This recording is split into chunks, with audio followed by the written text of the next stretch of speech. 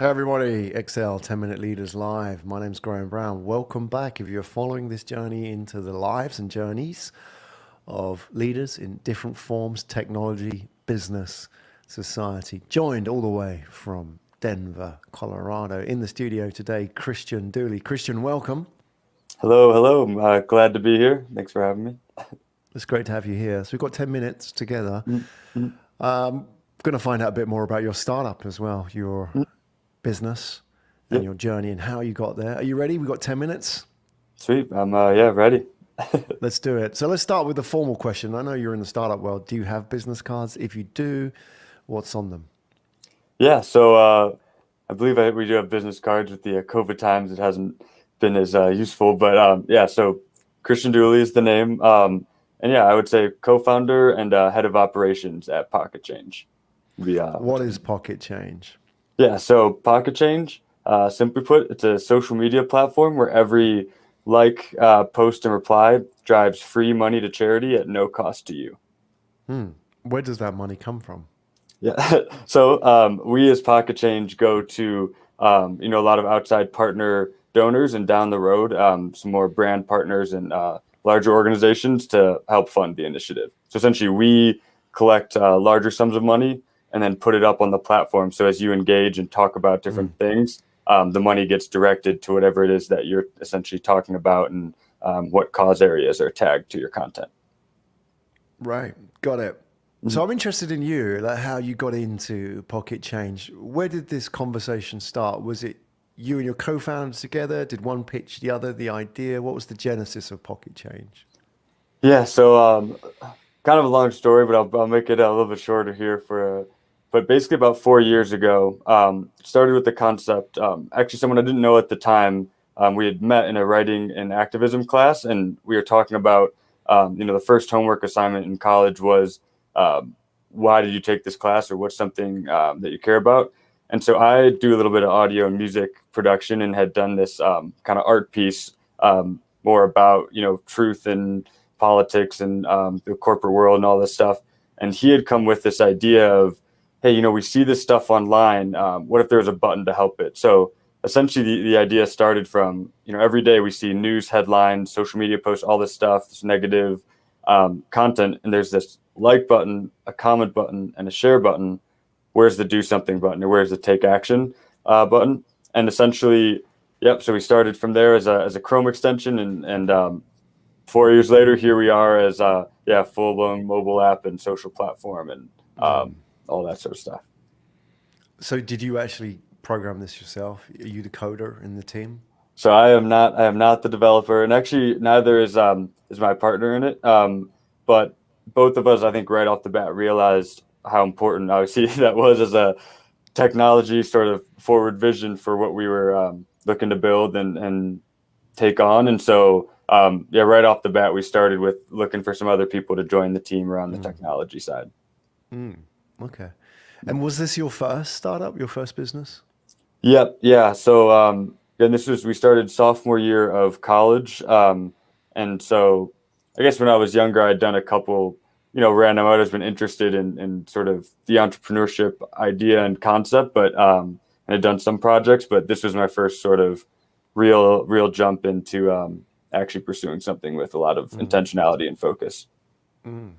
So you were a younger entrepreneur as well. What was the first thing you ever sold? First thing, I think it was in probably second grade. I had this big sticker book that it was like some $3 sticker book.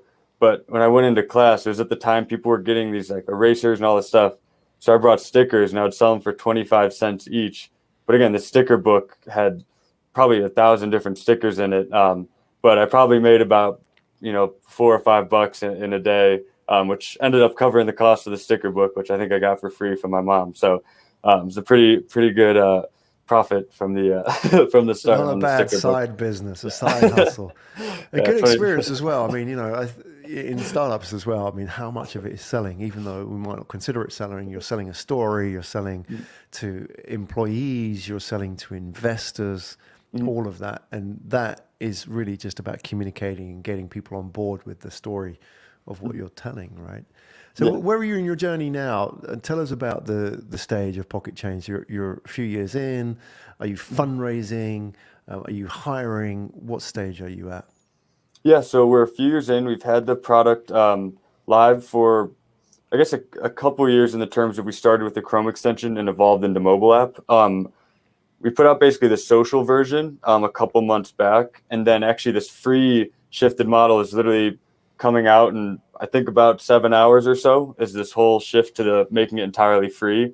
So we're in that stage of essentially kind of relaunching with a new sort of style of instead of charging people every time at 25 cents per, we're making it totally free on the donation side where we cover it in a little bit smaller increments.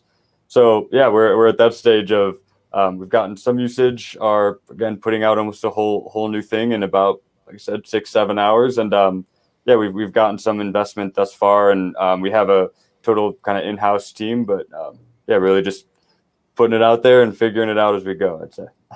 Yeah. Then you've got to launch in 7 hours and you're here. Yeah. How So is here that we are. going? You're living on the Uh, edge. it's good. After this, I'm actually going to hop in and we're going to update some of the bios on the social media pages to reflect some of Mm. the new updates. That's so we got an exciting night and morning ahead as we sort of yeah, start to spread the word and get it out there. So years in, 4 years, this Yeah. business, 4 years into it, what do you know about a startup and running a business now that you didn't know when you started? Now that you're much older and wiser.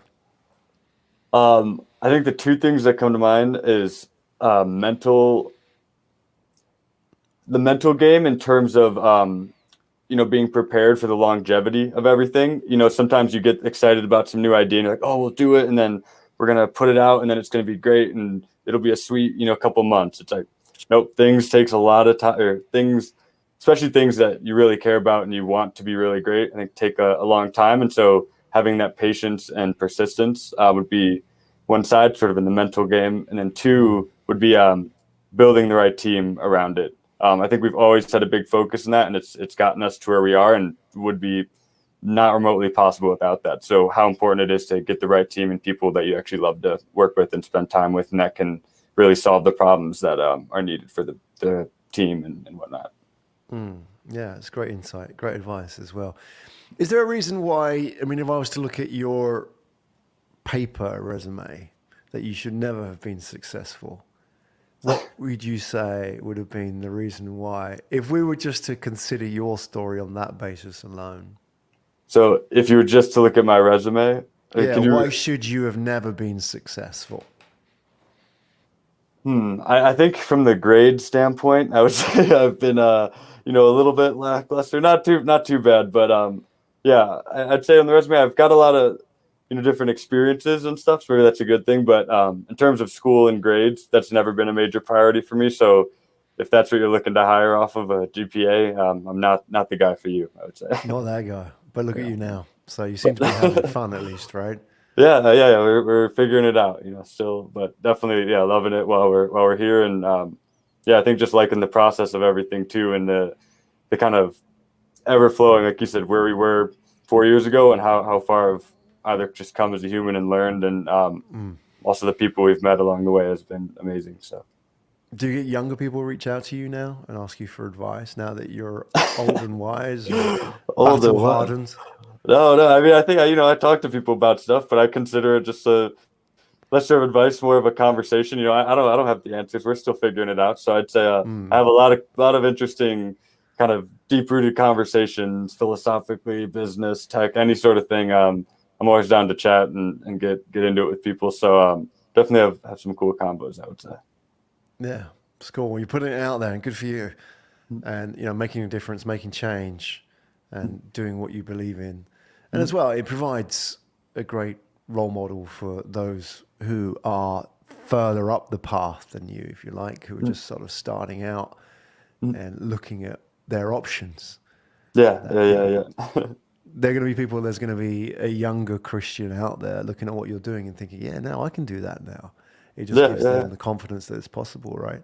Yeah, I So hope maybe they so. want to reach out to you. Maybe, Yeah, that's the always trigger that they open. want to. All Yeah, right, well, let's line's put it always out open. there. Yeah, let's put it out there. How do people get in touch with you, Christian? Yeah, so I guess getting in touch with me personally, you could check the website at pocketchange.social. My email is christian@pocketchange.social. Anyone can reach out, always an open book. And then, yeah, I'd recommend checking out the app on the App Store. Just search up Pocket Change and check it out. Very much open to feedback. Like I said, we've got this big new launch in a few hours here. So hope to see some of you on the platform and just open to hearing the feedback about how we can keep improving everything. Absolutely. And if you're a fan of Pocket Change watching this video, I'm sure he's going to share it with you afterwards anyway. Give it a thumbs up. You know how it works. So help promote, help get the word out there of what these guys are up to. That's Christian Dooley, everybody, the co-founder of Pocket Change. Christian, thanks for joining us on the show today. Great. Thank you so much for having me. It's awesome.